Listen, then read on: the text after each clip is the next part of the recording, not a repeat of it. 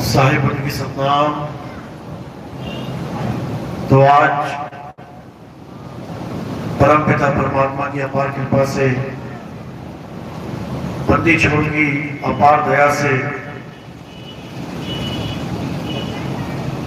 जिला दतिया में इस गांव में ये मूल ज्ञान का प्रचार होने जा रहा है। बहुत बड़े भाग होते हैं उन जीवों के जो अपने पूरे जीवन काल में एक बार भी इस मूल ज्ञान को सुन पाते हैं, और उससे भी बड़े भाग होते हैं उन जीवों के जो इस मूल ज्ञान को थोड़ा सा भी समझ पाते हैं। क्योंकि ज्ञान दुनिया में बहुत प्रकार का है। इतना ज्ञान भरा पड़ा, इतना ज्ञान भरा पड़ा है कि जीवों को समझ में ही नहीं आता कि असली ज्ञान कौन सा है। इतना ज्ञान भरा जा चुका है नाना प्रकार के धर्मों में, पंथों में, नाना प्रकार के संप्रदाय में, कि जीव को समझ में ही नहीं आता कि कौन से ज्ञान से मेरा कल्याण होगा। हर जीव ज्ञानी बना बैठा है, लेकिन जब कबीर साहब का मूल ज्ञान आता है, जब कबीर साहब का सत्य ज्ञान प्रकट होता है, तब जीवों में इतनी विवेक की जागृति हो जाती है कि वो समझ सकते हैं कि किससे हमारा कल्याण होगा और कौन से ज्ञान से हमारा नाश होगा। इतनी सोची उनमें आ जाती है परमात्मा की कृपा से, और आती सत्संग के माध्यम से ही है। इसीलिए बोला, बिन सत्संग विवेक न होई और राम कृपा बिन सुलभ न सोई। राम कृपा पीछे रखी गई है और विवेक आगे रखा गया है, वो भी सत्संग के माध्यम से। कृपा सब पे होगी, लेकिन जो विवेकी होंगे वो उस कृपा को समझ सकेंगे, और जो अविवेकी हैं वो इस कृपा को जान ही नहीं पाएंगे। जैसे बारिश सबके लिए होती है, जिसने मटका सीधा रख दिया उसका मटका तो भर जाएगा, और जिसने 100 मटके खरीद के घर में उल्टे रखे हैं, एक बूंद भी पानी नहीं आएगा उसके हिस्से। तो क्या करना है? अब हमने अपना मटका, अपना घड़ा सीधा कर देना है, क्योंकि अब वो बारिश आने वाली है जिसका जल अगर तुमने भर लिया तो तुम्हारा कल्याण हो जाएगा, और अगर मटका उल्टा ही रखा है तो भाई साहब एक बूंद भी मिलने वाली नहीं है। तो ये ज्ञान किसी इंसान का दिया नहीं है, किसी इंसान का बताया हुआ नहीं है। जो ज्ञान आज आपको समझाया जाएगा, ये परम पिता परमात्मा की बख्शिश है। ये बंदी को सतगुरु कबीर साहब की देन है, ये किसी आम जीव की देन नहीं है कि कोई सोचे जैसे हम जीव वैसे ही कबीर साहब जीव, वो भी ज्ञानी हम भी ज्ञानी। ऐसा नहीं है। आज आपको भेद समझाया जाएगा, एक आम जीव में और एक परमात्मा की लीला में। कबीर साहब इस संसार में आते हैं, आम जीव की तरह नहीं आते। ये एक लीला होती है, परम पिता परमात्मा की बंदी छोड़ की एक लीला होती है। जीवों के कल्याण के लिए ये एक लीला होती है। सोचो, जीवों के कल्याण के लिए, जीव का तो कल्याण करना है, तो कौन करेगा जीव का कल्याण? क्या जीव ही जीव का कल्याण कर सकता है? कभी नहीं। साहिब कह रहे, अरे बंदे को बंधा मिला, छूटे कौन उपाय, और कर सेवा निर्बंध की, तो पल में लेट छुड़ाए। ये जीव ज्ञान नहीं है, ये पीव ज्ञान है। तो आज इसी मूल ज्ञान को अच्छे से समझना है और अपने जीव का कल्याण करना है। तो सत्संग का शुरुआत एक जयकारे से करेंगे और फिर सत्संग शुरू करेंगे। बोलिए परमपिता परमात्मा की, सतगुरु बंदी छोड़ कबीर साहिब की, सभी संतों की, सभी भक्तों की, सतगुरु मदनपति साहिब की, सतगुरु गुरुपति साहेब की, दीवान जवाहरपति साहेब की, सतगुरु राम सेवक साहेब की, सतगुरु वैरागपति साहेब की, कलीनपुर धाम की, पंडाल में आए सभी भक्तों की, इनके माता पिता, इनके गुरुदेव की, इस गांव नगर बस्ती की, आज के आनंद की, सकल हंस को बंदगी, साहेब बंदगी सतनाम। तो कबीर साहब इस धरातल पे आते हैं जीवों का कल्याण करने के लिए, जीवों का कल्याण। क्यों? क्योंकि जीव बेचारा बंधन में पड़ा हुआ है। कौन से बंधन में? जड़ चेतन के बंधन में। ये जड़ और चेतन का जो बंधन लगा हुआ है, इसमें सदा सदा से ये जीव उलझा पड़ा हुआ है, ये छूट ही नहीं पा रहा है। कारण क्या है? क्योंकि इसको छुड़ाने वाला कोई आया ही नहीं, फंसा पड़ा था। लेकिन परमात्मा की अपार कृपा हुई और उन्होंने एक लीला रची। कैसी लीला? उन्होंने अपनी एक सूरत को इस धरातल पे भेजा, जिसे आज नौतम सूरत के नाम से जाना जाता है।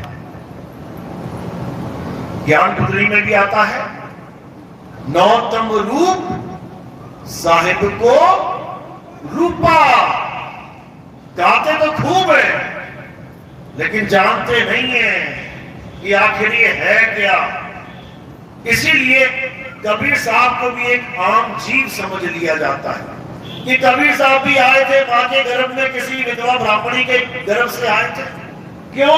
अज्ञानी जीव है, इसकी बुद्धि जीव स्तर से ऊपर जा ही नहीं सकती। ये खुद को और नौतम साहिब को एक मानने की गलती कर बैठता है। ये सोचता है जैसे मैं आया हूं उल्टा लटक के, वैसे ही कबीर साहब भी आए होंगे उल्टा लटक के।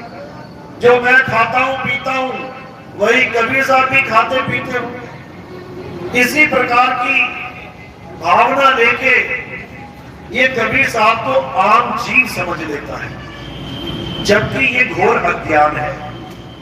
कबीर साहब जब इस धरातल पे आते हैं तो वो किसी माँ और बाप के मिलन से नहीं आते, किसी माँ के गर्भ से नहीं आते। कबीर साहब पहली बात तो जन्म लेते ही नहीं है, वो प्रकट होते हैं। इसीलिए कबीर प्रकट दिवस मनाया जाता है। कबीर जन्म दिहाड़ा नहीं मनाया जाता, प्रकट दिवस। अब जो प्रकट हुआ है वो गुप्त भी होगा, क्योंकि प्रकट का विलोमार्थक शब्द क्या है? गुप्त होना। जन्मने का विलोमार्थक शब्द क्या है? मरना। अगर जन्म लोगे तो पक्का मरोगे, और कोई प्रकट होगा तो केवल गुप्त होगा। जैसे सुबह सुबह सूरज प्रकट हो जाता है और शाम को तुम्हारी आंखों के सामने देखते देखते देखते गुप्त हो जाता है, मर नहीं जाता, जन्म लेके नहीं आता सुबह सुबह। ये गुप्त और प्रकट लीला है। साहिब समझा रहे हैं कि जीव शिव सब प्रगटे, जन्मे नहीं प्रगटे। जीव भी प्रकट होता है, जन्म नहीं लेता जीव। जन्म कौन लेता है? शरीर। जीव तो शरीर धारण करता है मां के गर्भ में, लेकिन भूल बैठता है कि मैं क्या हूं, और अपने आप को वो जड़ शरीर मान बैठता है। यही अज्ञान है, यही अज्ञान है। तो कहते हैं जीव शिव सब प्रगटे, और वह ठाकुर वह दास, कबीर और जाने नहीं, एक राम नाम की आस। एक ही दोहे में तीनों अवस्थाओं का ज्ञान है, जीव अवस्था, शिव अवस्था और पीर अवस्था। पीर यानी कबीर और जाने नहीं, एक राम नाम की आस। अब ये राम नाम क्या है? ये कोई मंत्र नहीं है कि राम राम मंत्र की आस लग गई है। राम नाम उस परम सत्ता का नाम है जो सत्य है। जिसके लिए कहा जाता है राम नाम सत्य है, वो है परम तत्व। और ये जीव ये बंधन में है, बेचारा है, बहु बंधन में बांधया एक बेचारा जीव। ये जीव पुरुष नहीं है, इसको कोई पुरुष मान ले। पुरुष तो वो है जो जीव का बंधन काटेगा। पुरुष तो पीव है, पीव। तो कहते हैं बहुबंधन में बांधया एक बेचारा जीव, और केवल छूटे आपने जो न छुड़ाए पीव। अब ये पीव कौन है? जीव जीव तो सुना था, हाथी घोड़े कुत्ता बिल्ली बंदर बकरा इंसान, ये जीव तो सुना था। ये पीव क्या भला है भाई? ये पीव कहां से आ गया? क्योंकि वाणियां तो पढ़ते हैं, वाणियां तो सुनते हैं, लेकिन समझते नहीं। समझ कहां से लेके आए? बिना सत्संग के समझ बढ़ ही नहीं सकती। इसीलिए जीव और शिव और पीव तीनों का भेद समझाते हुए कबीर साहब कहते हैं कि कौन है जीव, कौन है शिव और कौन है पीव। इसको अच्छे से समझ लो। तो कहते हैं कि जब ये शरीर जीव धारण करता है, और शरीर किससे बनता है? ये साकार शरीर किससे बनता है? निराकार तत्व से। निराकार से ही साकार की उत्पत्ति होती है। निराकार यानी ये आकाश तत्व इतना सूक्ष्म तत्व है, इतना सूक्ष्म तत्व है कि खुली आंखों से दिखता भी नहीं है। ये इसको भी विवेक के द्वारा समझना पड़ता है। तो ये निराकार तत्व और इसी से उत्पन्न होने वाले साकार तत्व। जीव अवस्था तब होती है जब हम अपने आप को साकार मान लेते हैं। कोई आदमी बना बैठा है, कोई औरत बना बैठा है, कोई कुत्ता बिल्ली हाथी घोड़ा बना बैठा है। ये जीव अवस्था का ज्ञान है। तो शिव अवस्था क्या है? जब ये अपने आप को साकार ना मान के निराकार मान लेता है, अपने आप को जीव ना मान के ब्रह्म मान लेता है। अहम ब्रह्मस्मि, मैं ही ब्रह्म हूं, मैं ही निराकार हूं, तब ये शिव अवस्था को प्राप्त हो जाता है। इन्हीं दोनों अवस्थाओं के लिए साहिब ने बोला, जीव शिव दो प्रगटे, वह ठाकुर वह दास। जो ब्रह्म अवस्था को प्राप्त हो जाता है वो पूजनीय हो जाता है, उसकी पूजा हो रही है संसार में। देखो ऋषि मुनियों के आश्रम देखो क्या लिखा है। 1008 ब्रह्मलीन स्वामी जी, ब्रह्म ज्ञानी, ब्रह्म वक्ता, ब्रह्मदर्शी, ये सब पूजनीय बने बैठे हैं। और पूज कौन रहा है? जीव, जो अपने आप को आदमी औरत माना बैठा है, जो अपने आप को साकार देह माने बैठा है। तो यहां तक तो बात समझ में आ गई कि जीव शिव दो प्रगटे।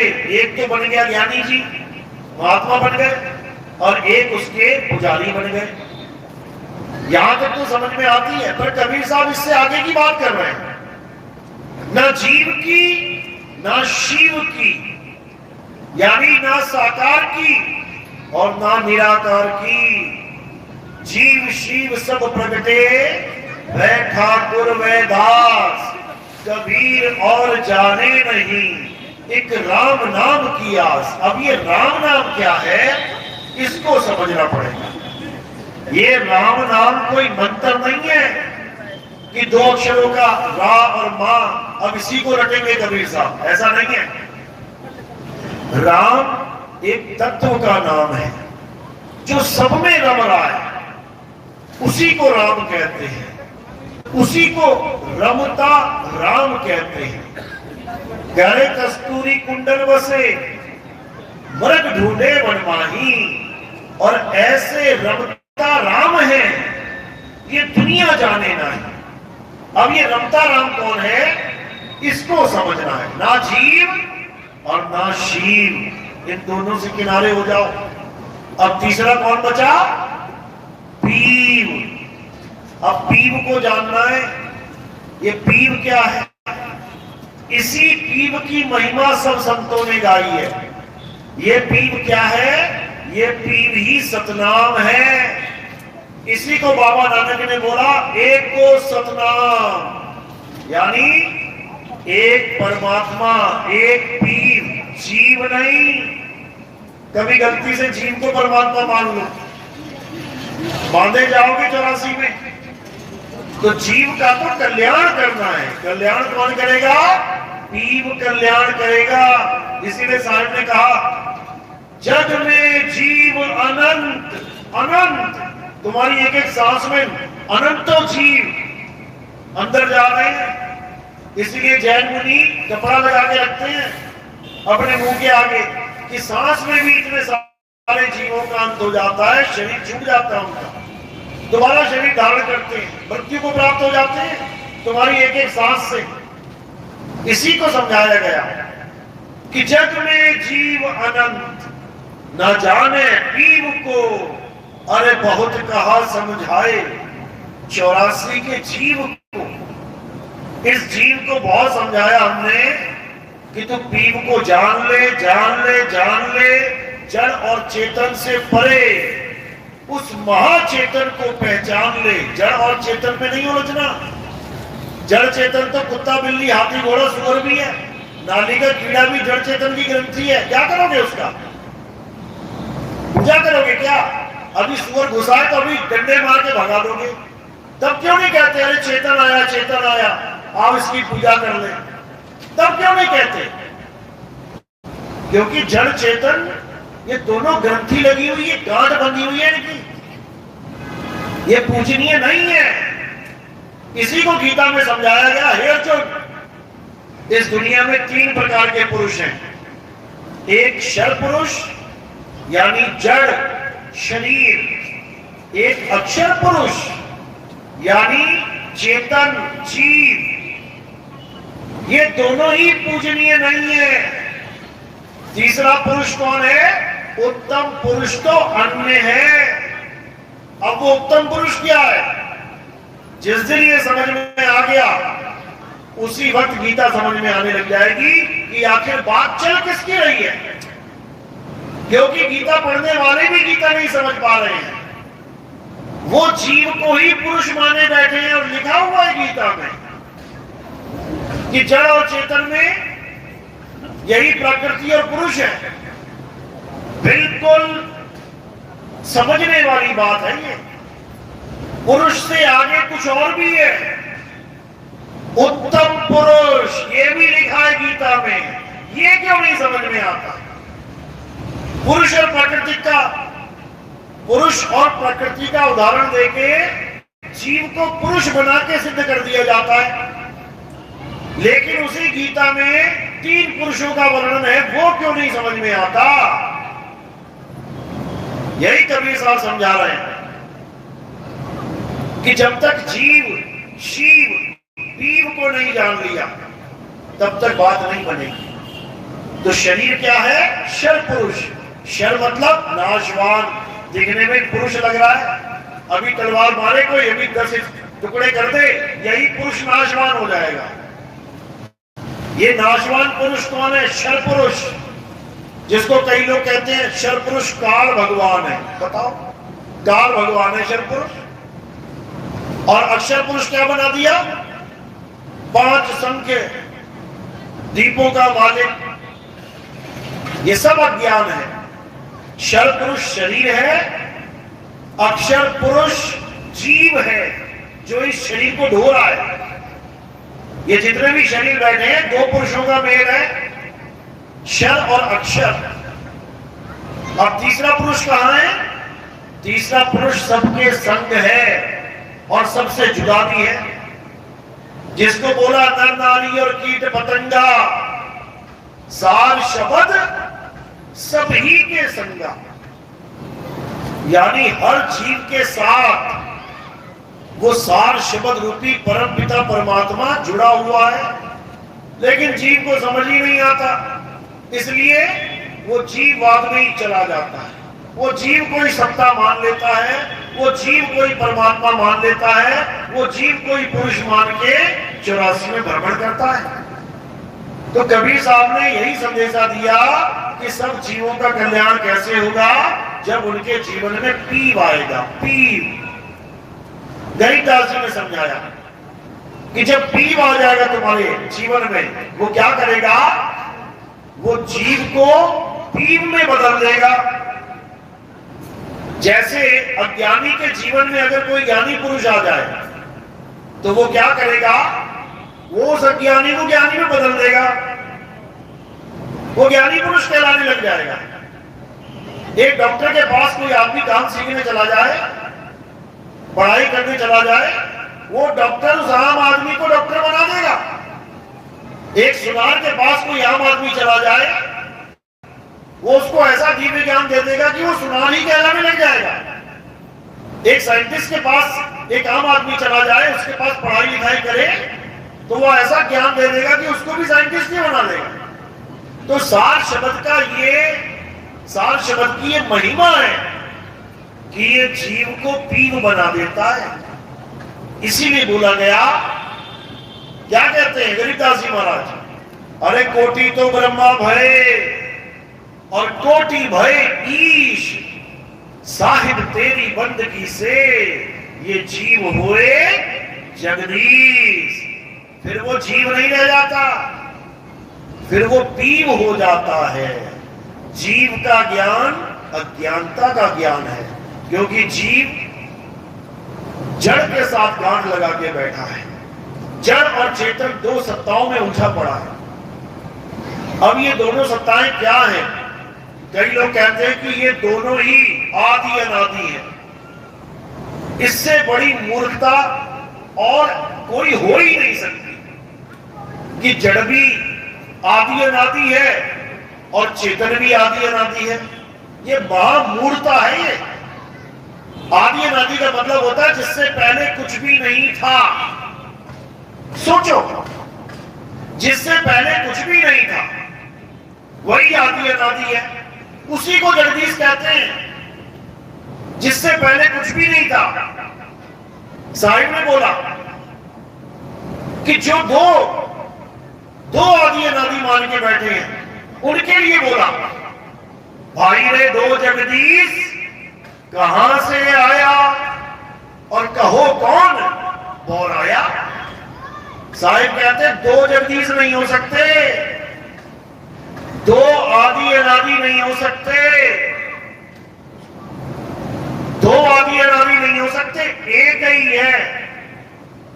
एक है वो आदि अनादि, लेकिन उसको कोई जान नहीं पा रहा है। उसको कैसे जानेंगे? जब तुम्हारे जीवन में सार शब्द भेदी गुरु मिलेगा। जब सार शब्द का भेद रखने वाला गुरु तुम्हारे जीवन में आएगा, तब इस काल का जाल कटेगा। साहिब समझा रहे हैं बीजक में, कह रहे हैं बचना चाहो काल जाल से तो चीनो शब्द हमारा, और कहे कबीर अमर कर राखो जो निज होए हमारा। तो सार शब्द क्या है? सार शब्द कहीं बाची हो, मानो है तुम्हारा अक्षर पुरुष एक पेड़ और निरंजन वा की धारा। दोनों का भेद समझा दिया कि अगर बचना चाहते हो तो सार शब्द के द्वारा बचोगे। लेकिन कोई कहे कि सार शब्द होता ही कुछ नहीं है, तो ऐसा नहीं है भाई। सार शब्द के अलावा जो कुछ भी है वो कुछ नहीं होता, वो भ्रम है। सत्य केवल एक है। सार शब्द नाम ही इसलिए रखा है उसका, सार। अब कोई कहे सार होता ही कुछ नहीं है, तो फिर तो सब आसार ही आसार है दुनिया में। साहिब समझा रहे हैं, सतगुरु ऐसा चाहिए जैसा सूप सुहाए और सार सार तो गही रहे, थोथा दे उड़ाए। यानी तुम्हें ऐसा गुरु चाहिए जो तुम्हें केवल सार शब्द का भेद समझा दे। सार शब्द लेने देने की चीज नहीं है कि गुरुजी कुछ बोलेगा और तुम ले लोगे।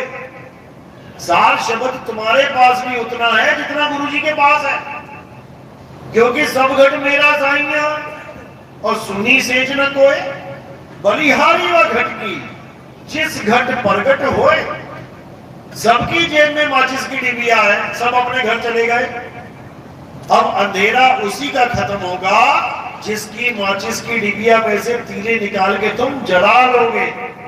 है सबके पास नर नारी और कीट पतंगा, सार शब्द सब ही के संगा। है सबके पास, लेकिन उसका भेद नहीं पता है। जैसे कस्तूरी है सब हिरणों के पास, लेकिन उसका भेद नहीं पता, तो बेचारे धक्के खा रहे हैं। तेल है हर तिल के पास, हर दाने में तेल है, लेकिन उसका भेद नहीं पता, तो बेचारा धक्के खा रहा है। इसी प्रकार सार शब्द सबके पास है। कोई इस गलत फहमी में मत रहना कि गुरुजी आएंगे और हमें सार शब्द देंगे। कैसे देंगे? कोई मंत्र पकड़ा दिया, कोई जंतर पकड़ा दिया, कोई कुछ और ताम झाम लगा दिया गुरुजी ने। ऐसा कुछ नहीं है। सार शब्द हम सबका सत्य स्वरूप है, जीव स्वरूप नहीं है। जीव स्वरूप में अटकोगे तो मारे जाओगे। जैसे सूर्य और किरण दोनों अलग अलग हैं। एक का स्वरूप है सूर्य और एक उसकी किरण है।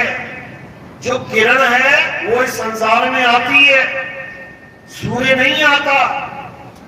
किरण इस संसार में आके फंसती है, सूर्य नहीं फंसता। इस संसार को जड़ समझो और किरण को एक जीव समझो, एक सूरत समझो।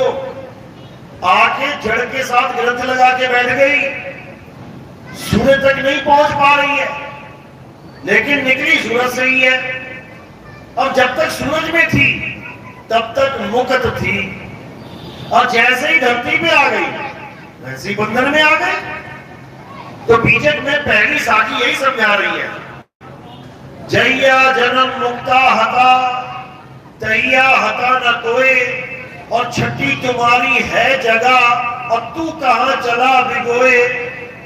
ये किरण इस धरती की पैदावार नहीं है, ये किरण इस धरती की नहीं है, ये कहीं से आई है, और जहां से आई है वहां धरती नहीं है। जहां से ये आई है वहां सृष्टि नहीं है, ना वहां सृष्टि ना सृजनहारा, ये वहां से आई है। इसलिए साहिब ने कहा, आए हो तुम कहां से, इस जड़ संसार में कहां से आ गए तुम, और जाना तुम्हें कहां है। इतना बस विचार लो, हो गया भजन, मन की तरंग मार लो, हो गया भजन। यही समझा रहे हैं कि जब ये जड़ तत्व नहीं थे तब तू मुक्त था, और जैसे ही जड़ तत्वों में अटक गया, अब ये कैसे प्रकट हुए। जड़ तत्व यही सबसे बड़ा गुप्त भेद है, यही सदगुरु के चाबी हाथ में है। यही ज्ञान सदगुरु देता है कि ये जड़ तत्व पैदा हुए तो हुए कैसे। क्योंकि जब तक तुम्हें यही नहीं पता कि गांठ लगी तो लगी कैसे, तो छुड़वाओगे खाक, कभी नहीं छुड़वा सकते। जब तक तुम्हें यही नहीं पता कि सृष्टि बनी तो बनी कैसे, तुम कहां सृष्टि से मुक्ति दिलवा पाओगे। तो ये सृष्टि बनती है और बिगड़ती भी है, लेकिन ये जीव सृष्टि बनने से पहले अपने सत्य स्वरूप में रहता है। उस सत्य स्वरूप को भूलता है और जाता है सृष्टि में, खुद ही बनाता हुआ जाता है। कैसे बनाता है ये सपने में भी नहीं सोच सकता कोई, कि ये सूरज कैसे बना होगा, ये इतनी बड़ी धरती कैसे बनी होगी, ये चांद सितारे कैसे बने होंगे, ये वायु अग्नि कैसे बनी होगी। सब कुछ बना है, लेकिन ये बनता कैसे है ये किसी को नहीं पता। इसी का भेद समझाया जाता है कि कैसे बना और कैसे बिगड़ेगा।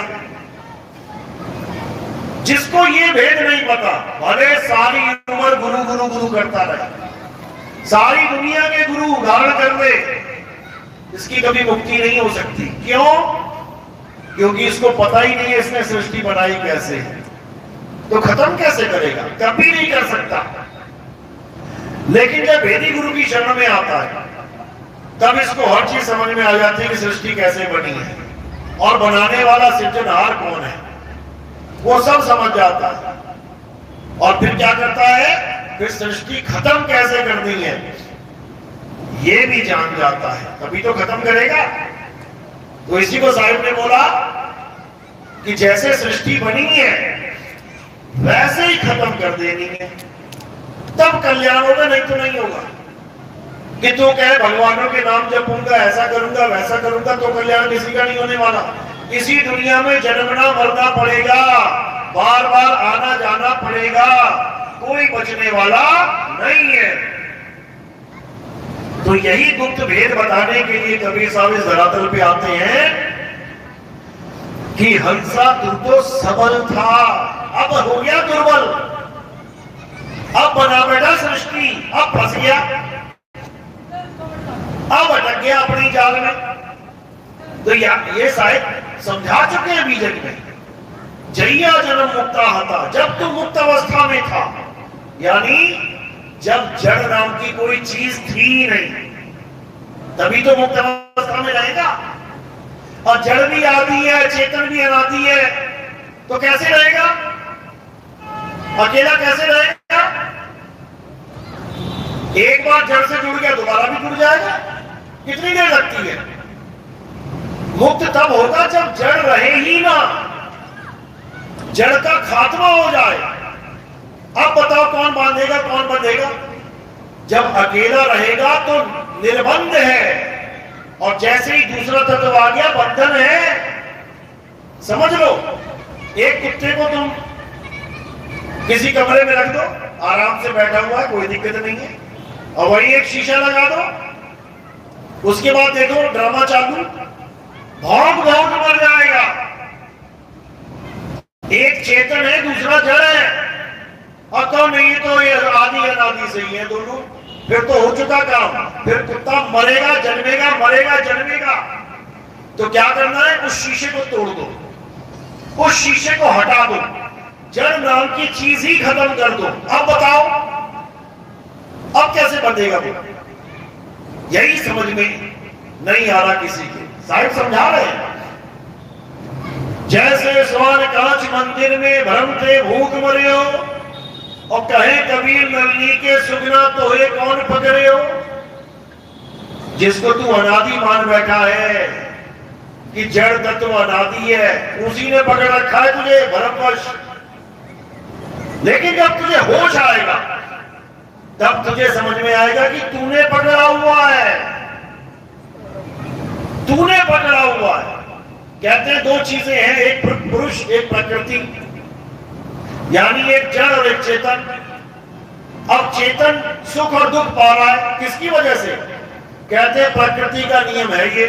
और प्रकृति तो जड़ है, जड़ चेतन पे लागू हो गई है, जड़ चेतन में राज कर रही है, जड़ नियम बना रही है, चेतन भुगत रहा है। वाह भाई वाह, यानी जड़ चेतन को पीट रही है और चेतन त्राईमाम करता फिर रहा है। इतनी भी बुद्धि, इतनी भी अकल नहीं आ रही है कि कुछ ना कुछ तो मामला है भाई।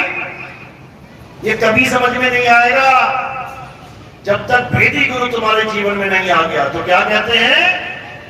चार भेद का भेदी होए, कहे कबीर सतगुरु है सोए, और चार भेद का भेद न जाना, सो गुरु जम के हाथ बिकाना। नाम दीक्षा के वक्त ये चारों भेद समझाए जाते हैं, सुपात्र जीव को, कुपात्रों को नहीं। तो कहते हैं सोई गुरु पूरा कहावे, जो दो अक्षर का भेद बतावे, एक छुड़ावे एक लखावे, तब प्राणी निज घर को जावे। जब तुम्हारे जीवन में पूरा गुरु आएगा तो क्या करेगा? दो अक्षर का भेद बता देगा। एक अक्षर जिसको दुनिया नाम समझ रही है, मैं गुरुजी से नाम ले आया, नाम नहीं ले आया, अक्षर ले आया। हिंदुस्तानी गुरु हिंदुस्तानी चेला, तो हिंदी में अक्षर दे दिए। अरबी गुरु और अरबी चेला तो अरब भाषा में अक्षर दे दिए, अंग्रेज गुरु और अंग्रेज चेला अंग्रेजी में अक्षर दे दिए, पंजाबी गुरु पंजाबी चेला पंजाबी में अक्षर दे दिए, जापानी गुरु जापानी चेला जापानी अक्षर दे दिए।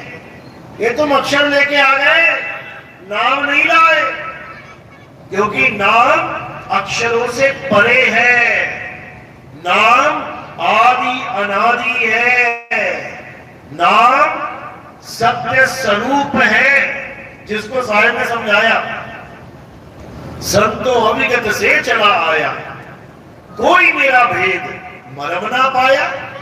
अनाहम लीना गर्भ बसेरा, बालक होए दिखलाया, संतो अविगत से चला आया। इसी में क्या समझा रहे, कह रहे सत्य स्वरूपी नाम साहिब का, सो निज नाम हमारा। जो मेरा नाम है, जो मेरा असली नाम है, एक तो नकली नाम है। नकली नाम कौन सा है?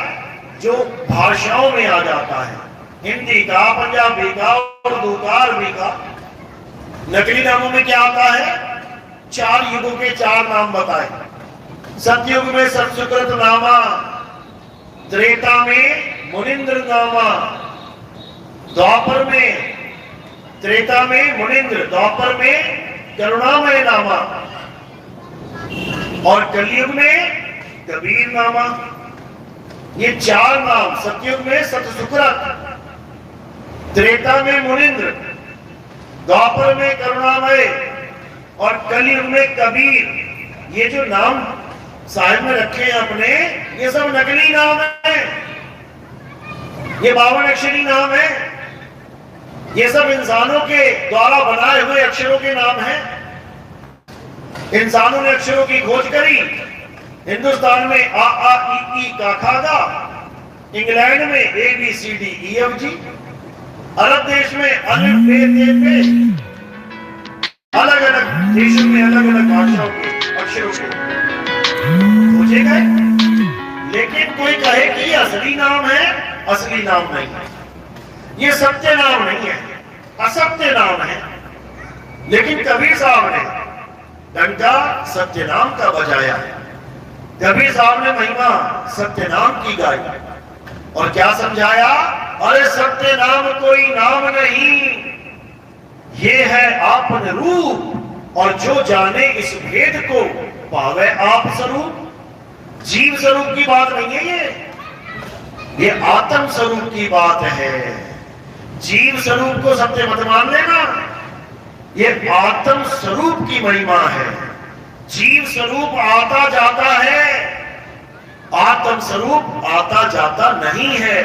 जीव हमेशा चलता है, आत्मा कभी चलती नहीं है। इसीलिए इसको अचल आत्मा कहा जाता है, अचल। इसी को कबीर साहब ने क्या बोला? आवे ना जावे, जन्मे नहीं मरे, सो निज पीव। जीव नहीं बोला कि सो निज जीव, क्या बोला? सो निज पीव हमारा हो। लेकिन ये जीववादी कभी समझ ही नहीं सकते इस बात को। ये जीव जीव जीव जीव करते ही दुनिया से निकल जाएंगे, और कहने को निकलेंगे ये फिर वापस आएंगे जीव बन के, क्योंकि इनको पीव का बोध कभी हो ही नहीं सकता। और जब तक तुम्हारे जीवन में पीव नहीं आ गया, तब तक तुम बंधन मुक्त नहीं हो सकते। इसीलिए बोला बंधे को बंधा मिला, यानी जीवई गुरु और जीवई चेला, दोनों नरक में ठेलम ठेला। जीवई गुरु बना बैठा है और जीवई चेला बना बैठा है। जीव भी 9 महीना उल्टा लटक के आया है, और इधर गुरु जी भी 9 महीना उल्टा लटक के आया है। कौन किसको बचाएगा? जीव की भी ग्रंथि लगी पड़ी है जड़ की, चेतन की, और गुरु जी की भी ग्रंथि लगी पड़ी है जड़ और चेतन की। तो कौन बचाएगा? कोई बचाने वाला नहीं, दोनों की हालत खराब होने वाली है। तो यहां जीव की पूजा नहीं है मेरे भाई। यहां साहिब ने बिल्कुल क्लियर कर दिया, आवे ना जावे, जन्मे नहीं मरे, सो निज पीव हमारा हो। हम तो पीव की महिमा गाते हैं, जीव को तो समझाते हैं, जीव को तो समझना है, समझाने वाला पीव है। तो यही कबीर साहब ने जब ज्ञान समझाया तो लोगों ने उनका विरोध किया। लोगों ने कहा कि भाई ये कौन सा ज्ञान ले आए तुम, ये तो कभी हमने सुना ही नहीं, हमने तो बस पुरुष और प्रकृति का ही ज्ञान जाना था। तो भाई ये पुरुष से भी आगे उत्तम पुरुष की महिमा है ये। तो इसी को कबीर साहब ने इस संसार में, इस जगत में इस ज्ञान को फैलाया। हमारे गुरु प्रथम आचार्य मदन साहिब को जब कबीर साहब मिले, कबीर साहब एक ऐसे गुरु हैं जो सबको मिलते हैं, ऐसा कोई नहीं जिसे नहीं मिले। मिलने के दो तरीके हैं उनके, एक तो है साकार सृष्टि में आके साकार रूप धारण कर लेना, जैसे बाबा नानक को मिले जिंदा बाबा के रूप में, गरीबदास जी महाराज को मिले, धर्मदास जी को मिले, दादू जी को मिले, मीराबाई को मिले, रविदास जी को मिले, एक गुरु रूप में। एक तो ये रूप है कबीर साहब, मदन साहिब को मिले गुरु रूप में, और एक शब्द रूप में मिलते हैं। शब्द रूप में कैसे मिलते हैं? ये जो सत्संग चल रहा है ना पीव का, ये तुम्हें शब्द रूप में मिल रहे हैं। और अगर तुमने शब्द रूप में इनको समझ लिया तो साकार रूप में मिलने की जरूरत नहीं पड़ेगी उनको। समझ लो, ये दो रूप हैं उनके। एक तो साकार, जब उन्होंने पंथ चलाना होता है तब वो किसी को भी साकार सृष्टि में साकार रूप धारण करके मिल लेते हैं। जैसे धर्मदास जी को मिले और क्या बोला कि बेटा पंथ चलाओ, गरीबदास जी को मिले बोले बेटा पंथ चलाओ, नानक जी को मिले बोले पंथ चलाओ, ऐसे मदन साहिब को मिले बोले पंथ चलाओ। तो हमारा जो पंथ है, पंथ का मतलब समझ लो क्या होता है।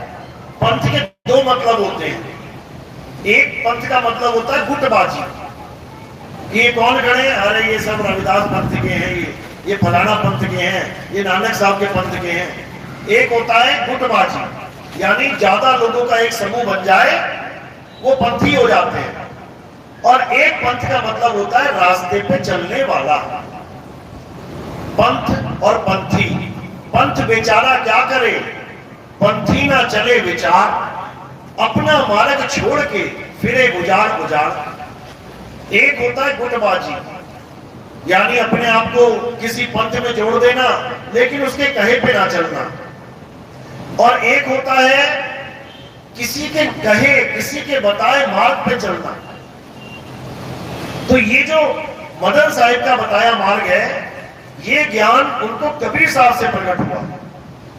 कबीर साहब मदन साहब को जब मिले तब उन्होंने मदन साहिब को क्या बोला कि मदन, ये जो गुप्त, ये जो पंथ अब चलने वाला है ये गुप्त पंथ है।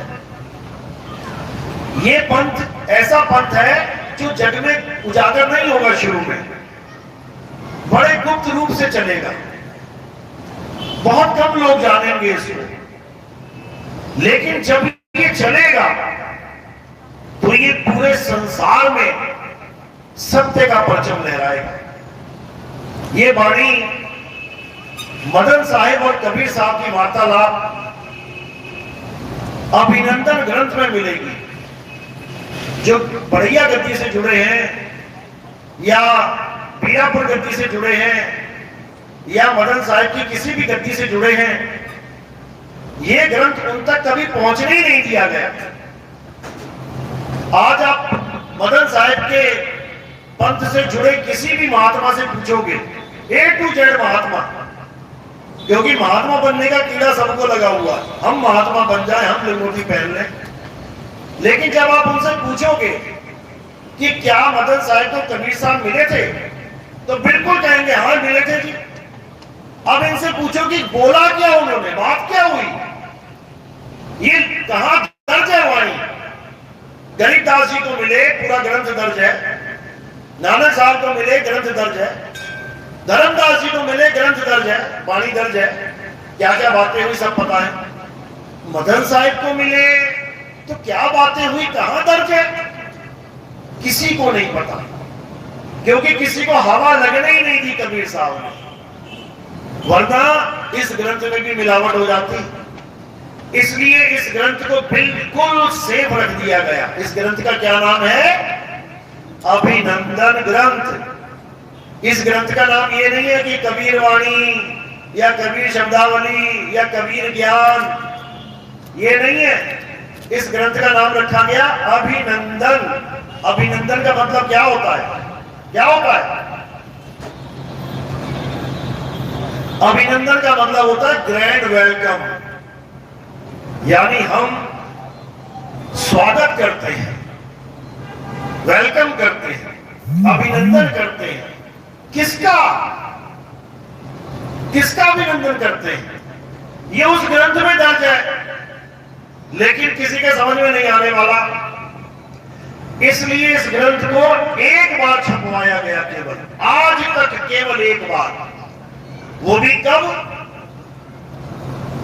1986 में केवल एक बार छपवाया गया। उसके बाद इस ग्रंथ को कभी छपवाया ही नहीं गया, क्योंकि किसी के समझ में नहीं आया। जिन्होंने पढ़ा उनके समझ में नहीं आई बात। उस ग्रंथ में क्या वाणी दर्ज है? क्योंकि आपको पता है कि अब जो समय चल रहा है ये बहुत खतरनाक समय है। ये इतना खतरनाक समय है कि यहां पर कभी भी कुछ भी हो सकता है। यहां परमाणु युद्ध हो सकता है। अभी थोड़ी सी बात बिगड़ जाए, अभी तो गैस सिलेंडरों के लाले पड़ गए थे, अभी तो कितने होटल बंद हो गए। कहते हैं हमारे देश में युद्ध थोड़ी नहीं हो रहा है, युद्ध तो कहीं और हो रहा है। युद्ध कहीं और हो रहा है, लाइनों में तुम लगे हुए हो। युद्ध कहीं और हो रहा है और मारामारी तुम्हारे यहां चल रही है। अभी तुम्हें नहीं पता कि बिना बटन दबाए ये हाल हो गया तुम्हारा। अगर एक ही बटन दब गया, किसका? परमाणु बम का, उसके बाद ये जितने देश तुम्हें दिख रहे हैं ना खुशहाल, यहां पे हाहाकार मच जाएगा। ऐसी दुर्गति हो जाएगी कि पूरी दुनिया खत्म हो जाएगी। इस दुनिया में कम से कम 10,000 से भी ज्यादा परमाणु बम है इस वक्त। और एक बटन दबाने की, बटन भी दबाने की जरूरत नहीं है। ऐसे ऐसे देश हैं जिन्होंने कमांड कर रखी है कि अगर मैं रोज आके यस करूंगा या मेरे ऑफिस से यस होगा, इसका मतलब हम जीवित हैं, अभी बम कहीं नहीं फटना चाहिए। और जब कोई बटन दबाने वाला नहीं बचेगा तो ऑटोमेटिक बटन दबेगा। ऐसे ऐसे देश हैं जो कहते हैं अगर हम मर गए, हमारे यहां सब मर गए और कोई भी इंडिकेशन नहीं जा रहा है कि हम जिंदा हैं, तो वो ऑटोमेटिकली परमाणु बम हर देश पे गिरा दिया जाएगा। ऐसे ऐसे सौदे हो चुके हैं, समझो। यानी ये संसार खत्म होने की कगार पे है। इससे पहले पहले युग परिवर्तन होना चाहिए। युग परिवर्तन हो गया तो ये बटन भी कोई नहीं दबा पाएगा, समझ लेना। युग परिवर्तन कैसे होगा? जब हम असत्य को त्याग के सत्य को धारण कर लेंगे, तब युग परिवर्तन हो जाएगा। और ये कैसे होगा? ये मदन साहिब को कबीर साहब ने अभिनंदन ग्रंथ में एक एक शब्द बयान कर रखा है, लेकिन किसी को पता ही नहीं है। इसलिए सब अपनी अपनी डबली, अपना अपना राग अलाप रहे हैं। तो क्या लिखा है वहां पे कि हे मदन, अभी जो तुम्हारा पंथ चल रहा है, अभी जो चलेगा ये गुप्त रूप में चलेगा, ये प्रकट रूप में कब आएगा? कहते हैं जब चौथी गद्दी का विस्तार होगा। तो कहते हैं चौथी गद्दी का विस्तारा, डंका बाजी सब संसारा, हम उनके सिर बैठब आई, वासे पार कोई नहीं पाई। चौथी गद्दी होई अवतारा, ताका चरित्र विदित संसारा। मेरी बात साच कर मानो, मदन समझ अपने मन मानो। यानी एक ऐसा पंथ चलेगा मदन तेरे ही पंथ में, जो पूरे संसार को एक कर देगा, जो पूरे संसार में सत्य की जोत जगा देगा और पूरा संसार उस सत्य को समझ के एक झंडे के नीचे आएगा। ये वाणी मदन साहिब के समय में कबीर साहब ने बोली थी। और ये ग्रंथ कहाँ है, कहाँ से छपा है? ये बढ़िया गद्दी से छपा है। लेकिन दुख के साथ कहना पड़ता है कि जिस गद्दी ने ये ग्रंथ छापा, उसी गद्दी के महंतों तक को इस ग्रंथ का नाम तक नहीं पता। नाम भी कहते हैं ना, तुम्हारे घर में कोई बच्चा पैदा हो, सोचो, और बाप को उसका नाम भी नहीं पता। सोचो, ये हालत हो गई है। जिस ग्रंथ को जिस गद्दी ने छापा, वो ग्रंथ का नाम तक किसी गद्दी के महंत को नहीं पता। ये नितिन दास को बताना पड़ रहा है। और जब नितिन दास बता रहा है तो उनको लग रहा है कि ये तो हमारा विरोध कर रहा है। विरोध नहीं कर रहा है, जगा रहा हूं तुम्हें, जग जाओ और समझो उस बात को। कबीर साहब ने दोबारा से आने की बात करी है वहां पे कि मदन, मैं ही तुम्हारे पंथ में आऊंगा दोबारा। और कैसे आऊंगा? शरीर रूप में नहीं आऊंगा कि दोबारा से प्रकट होऊंगा कहीं पे। कैसे आऊंगा? शब्द रूप में आऊंगा। ये पूरा एक एक शब्द लिखा हुआ है यहां पे। तो इसी की बात हर धर्म में बोली गई है। धर्मदास जी के ग्रंथ में बोला गया कि जब आएगा 5505 तब मेरा वचन ये होगा साचा। ये 5505 जब आएगा, अब ये 5505 क्या है? ये भेद है। जब इसका उजागर होगा तब समझ में आएगा कि एक ऐसा पंथ चलेगा जो सारी दुनिया को एक करेगा। यही मुसलमानों ने बोला कि दुनिया तबाह होने से पहले इसी दुनिया में एक ऐसा पंथ चलेगा जो सबको एक कर देगा। यही ईसाइयों ने बोला कि दुनिया खत्म होने से पहले एक ऐसा पंथ चलेगा जो सारी दुनिया को सत्य का उजागर करेगा। यही हमारे धर्म में, हिंदू धर्म में बोला कि सारे अवतार खत्म हो जाएंगे, एक आखिरी बचेगा। उसको कल्कि अवतार बोल दिया। उसी को कई संतों ने, गरीबदास जी महाराज ने या अन्य संतों ने निही कलंक अवतार बोला। निही कलंक अवतार मतलब जिसपे कोई कलंक ना लगा सके। किस पे कलंक नहीं लग सकता? शुद्ध आत्मा पे कलंक नहीं लग सकता। शुद्ध आत्मा पे, यानी एक ऐसा ज्ञान चलेगा जो शुद्ध आत्मा का ज्ञान होगा, जीव आत्मा का नहीं। उसी को कल्कि अवतार यानी आखिरी अवतार बताया गया कि जो शुद्ध आत्मा का यानी परम पुरुष का ज्ञान चलेगा, वही सारी दुनिया को सनातनी बना देगा। सनातनी का मतलब ये नहीं कि तुम राम जी का झंडा उठा के चल पड़ोगे। सनातनी का मतलब है जो सत्य को जान लेता है वही सनातनी होता है। अध्याय 2 24वां श्लोक। हे अर्जुन, ये आत्मा अछेद्य है, अशोष्य है, अदा है। ये आत्मा अचल है। चलने वाली आत्मा की जिक्र नहीं चल रही है यहां पर। ये आत्मा अचल है। इसी अचल आत्मा को जानने वाला सत्य सनातनी कहलाता है। सत्य सनातनी कभी चलने वाली यानी जीव की पूजा नहीं करेगा। सत्य सनातनी हमेशा उस अचल आत्मा यानी परमात्मा का जिक्र करेगा और यही पूरे विश्व को उस सत्य तक पहुंचाएगा। तो ये जो ज्ञान है कबीर साहब का, ये जो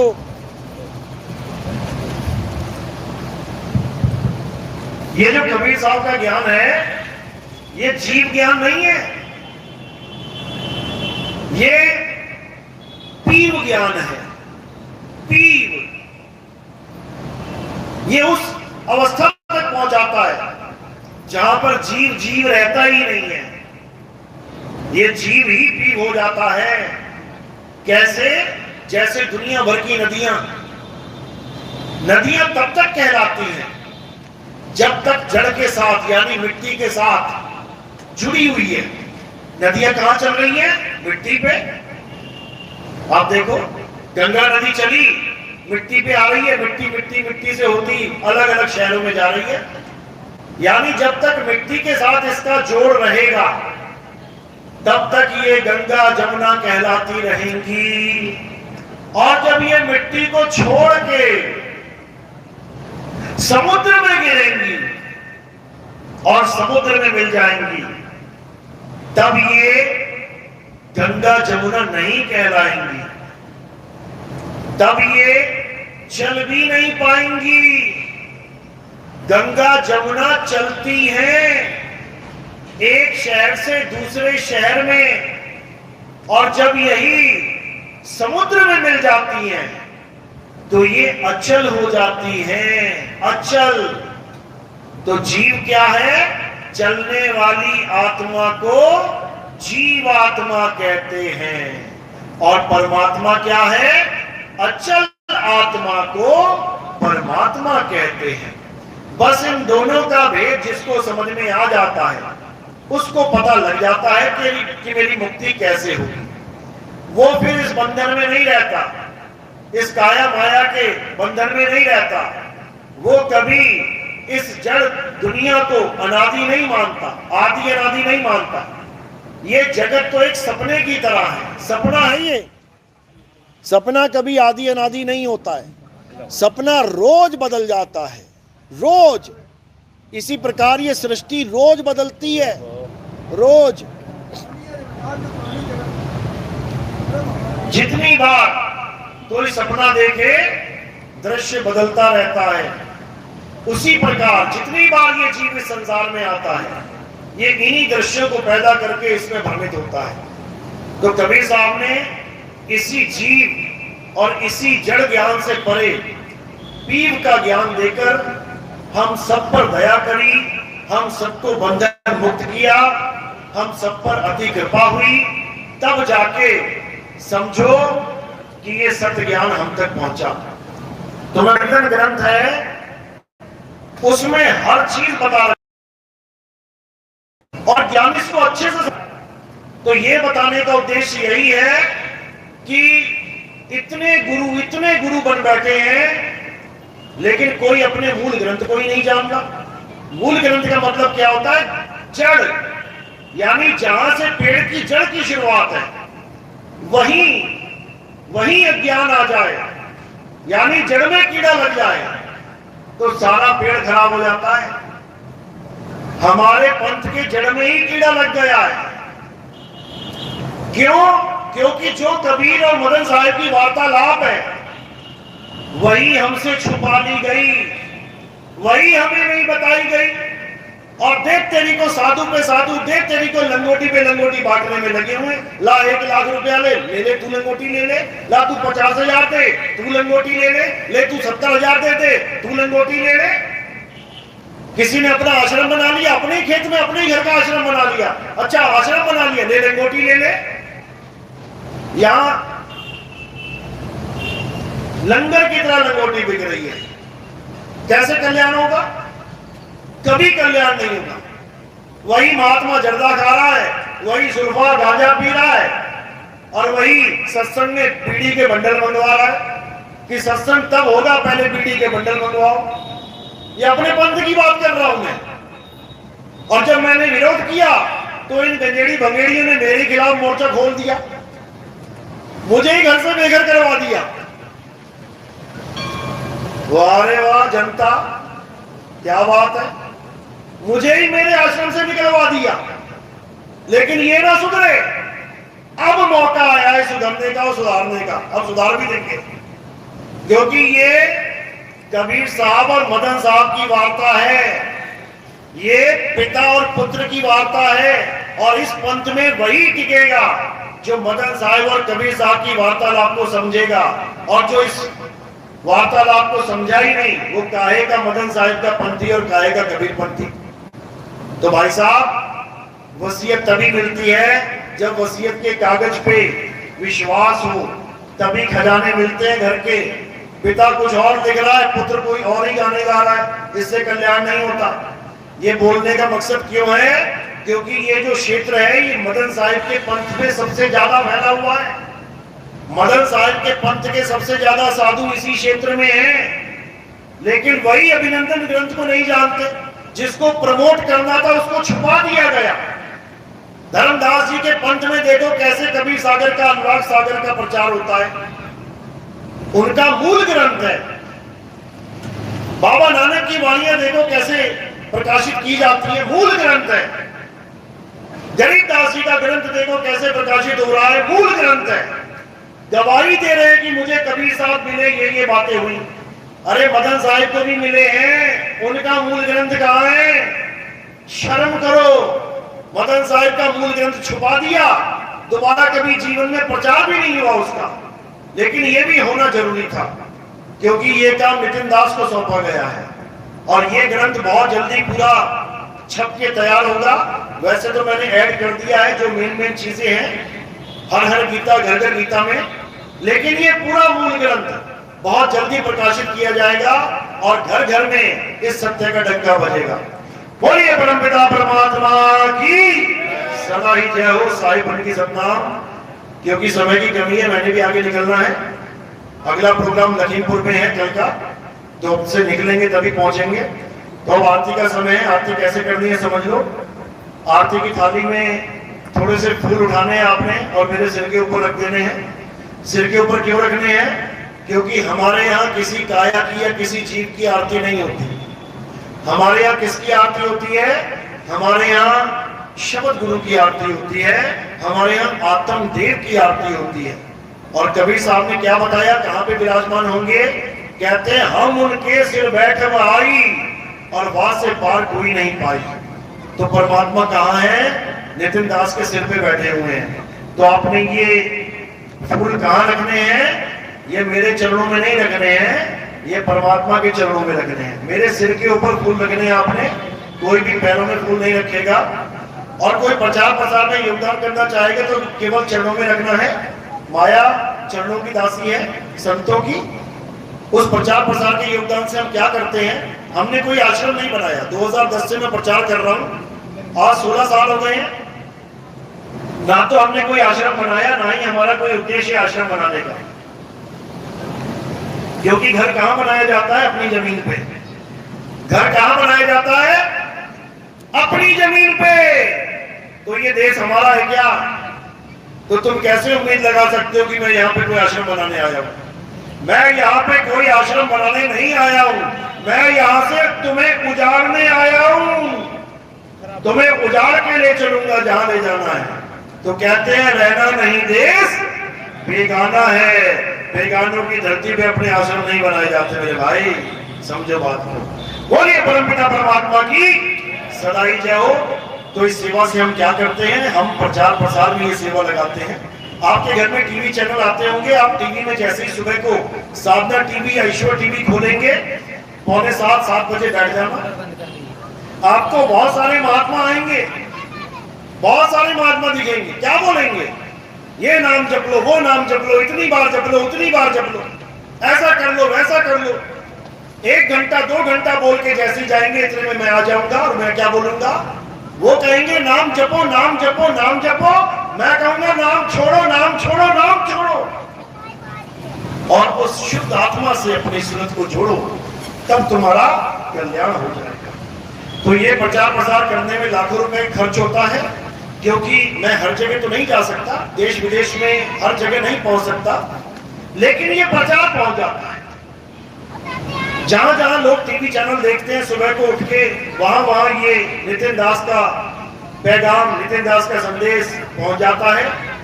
लोगों में खलबली मस्ती है कि नाम छुड़वाने वाला पंथ कौन सा चल पड़ा है। तो नीचे मेरा नंबर दिया होता है। लोग अलग अलग देशों से फोन करते हैं, अमेरिका, जर्मनी, जापान, कनाडा, पता नहीं कहां से लोगों के फोन आते हैं यही पूछने के लिए कि गुरुजी ये बता दो, नाम तो छोड़ दिया, करें क्या? फिर उनको सत्संग से जोड़ा जाता है यूट्यूब चैनल के माध्यम से। दिन रात जब वो सुनते हैं, बात समझ में आती है, तब उनके जीव का कल्याण होता है। तो इसी कल्याण के लिए सेवा का योगदान होता है, आश्रम बनाने के लिए नहीं। आश्रम बनाने के लिए हमारे यहाँ किसी भी सेवा का इस्तेमाल नहीं होता। बोलिए परमपिता परमात्मा की सदा ही जय हो। आरती लगाएंगे, आरती के बाद आगे का प्रोग्राम। नीचे लगा दो आसन मेरा, नीचे बैठेंगे क्या? हाँ, सोफा पीछे कर दो, दोनों चढ़ जाओ ऊपर।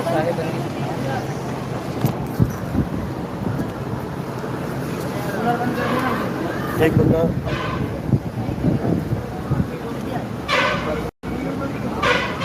जाओ जाओ